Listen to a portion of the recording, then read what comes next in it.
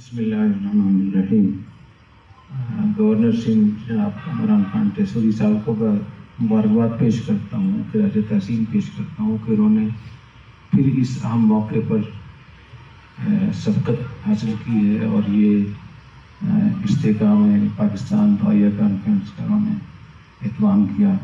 بہت شکریہ گورنر صاحب آپ کا۔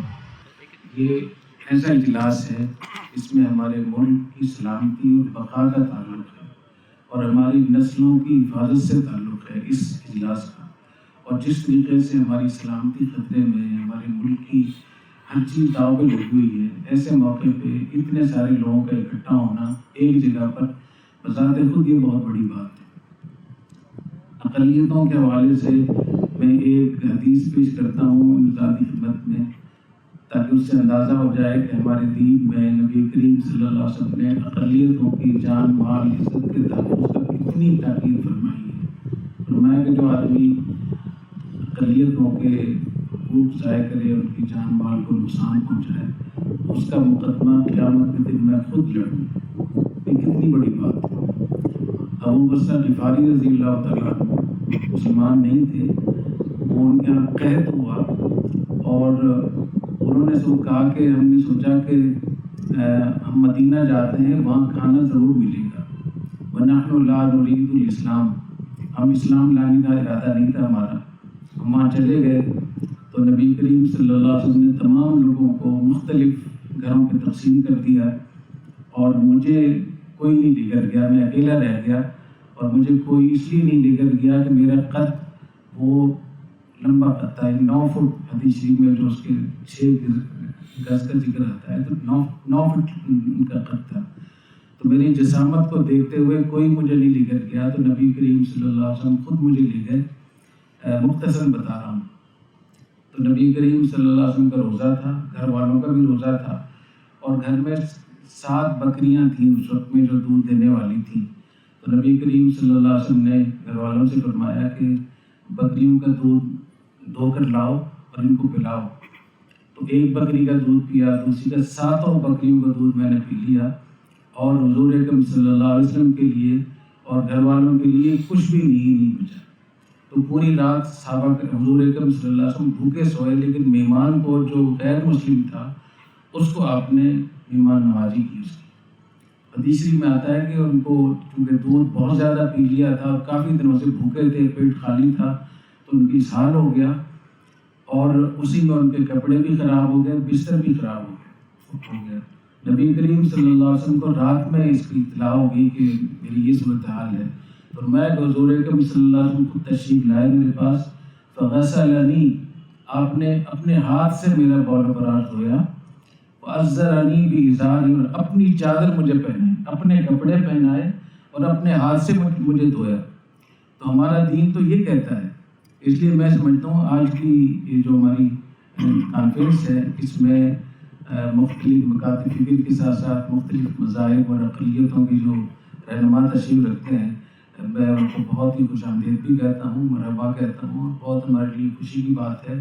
اور آج ہم سب پاکستانی اس بات پر متحد ہیں کہ ہم اس ملک کی حفاظت کریں گے۔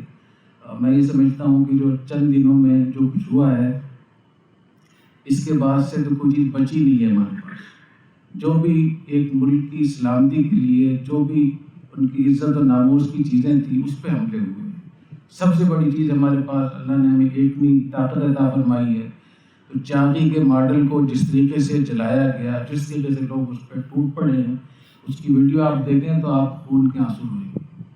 اس طریقے سے جتنے ہمارے وہ شہداء تھے جنہوں نے بڑی بڑی قربانیاں دی تھیں مختلف جنگوں میں، ان کی جو یادگاریں تھیں، کس طریقے سے ان کو گرایا گیا، کس طریقے سے ان کی بےعزتی کی گئی۔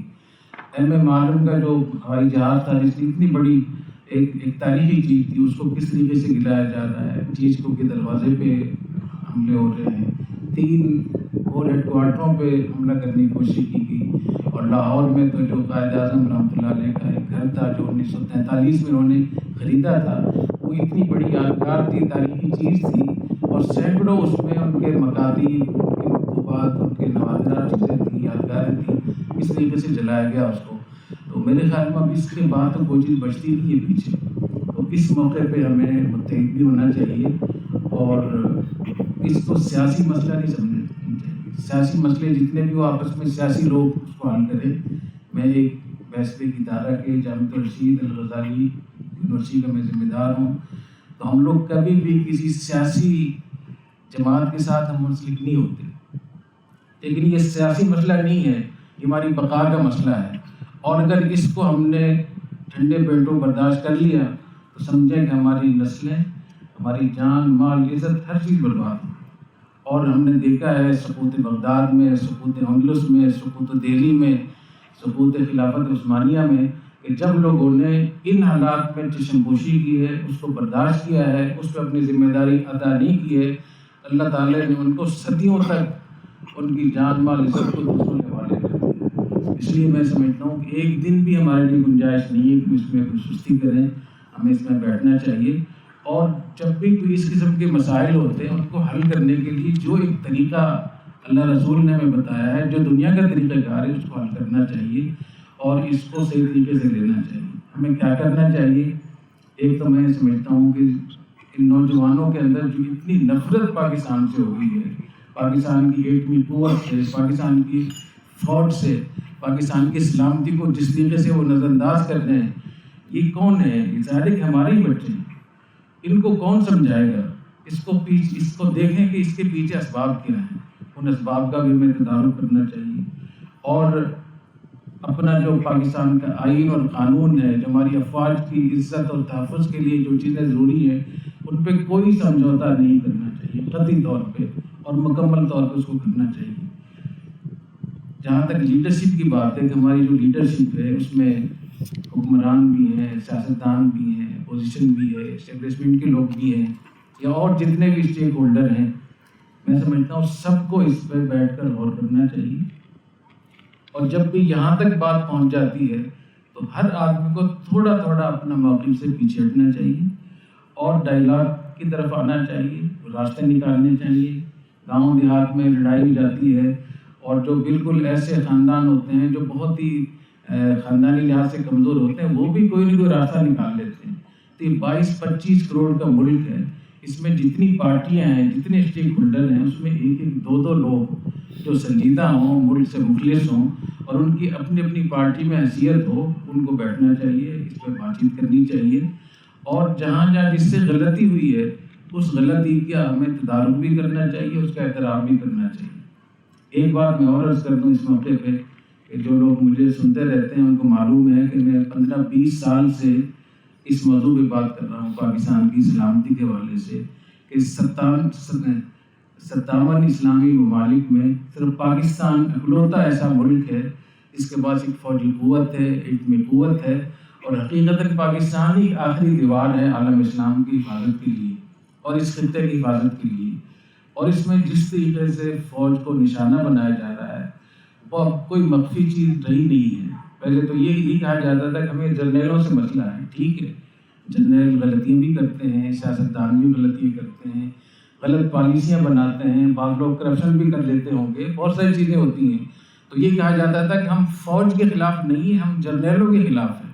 لیکن جس طریقے سے شہداء کی یادگاروں کو نشانہ بنایا گیا، جس طریقے سے کمانڈر کے گھروں پہ، جیچوں پہ، اور جس طریقے سے، تو اس سے معلوم ہوا کہ ان نوجوانوں کے دلوں میں پاکستان سے، پاکستان کے ایٹمی پروگرام سے، پاکستان کی سلامتی سے نفرت بٹھا دی گئی ہے. تو اس چیز کو ہمیں دیکھنا ہوگا اور بہت اس کو. تو میں یہ کر رہا ہوں کہ میں اس بات کو بار بار دہراتا ہوں اور آپ کے سامنے پھر دہراتا ہوں کہ ہم جب عالم اسلام کی تاریخ کو جب میں پڑھتا ہوں تو اس قسم کی فوجی طاقت جو اللہ نے ہمیں عطا فرمائی ہے، ایٹمی حوالے سے، نظم و ضبط کے حوالے سے، ڈسپلن کے حوالے سے، یونٹی آف کمانڈ کے حوالے سے، ٹیکنالوجی کے حوالے سے، ٹریننگ کے حوالے سے، اس کی مثال 1000 سال میں نہیں ملتی. ہمیں اس کی قدر کرنی چاہیے. اگر اس قسم کی طاقتیں پہلے ہوتی تو ہمیں نقصان نہ ہوتا. ہم نے 71 کی جنگ بھی اپنے شعور میں دیکھی، پل ٹوٹا ہوا بھی دیکھا، بہت ساری یہاں عصبیت والی بھی جنگیں دیکھی ہیں، لسانیت والی بھی، فرقہ واریت والی بھی، لیکن یہ کچھ نہیں ہوا. یہ پہلی دفعہ ہوا ہے. تو ہمارے آنکھیں کھولنی چاہیے.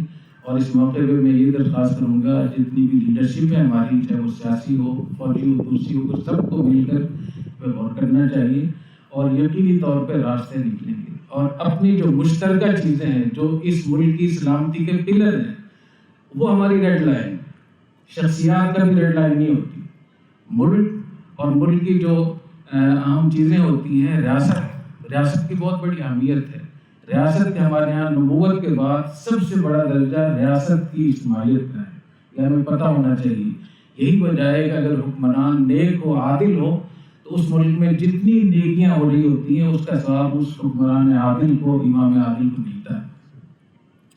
اور حدیث میں آتا ہے من رابط وراء المسلمین حارسا کان له اجر من خلفہ، جو شخص جس علاقے کا پہرا دے گا اس علاقے میں جتنی نیکیاں ہوں گی، جتنی عبادات ہوں گی، ان سب کا ثواب اس پہرے دار اور محافظ کو ملے گا۔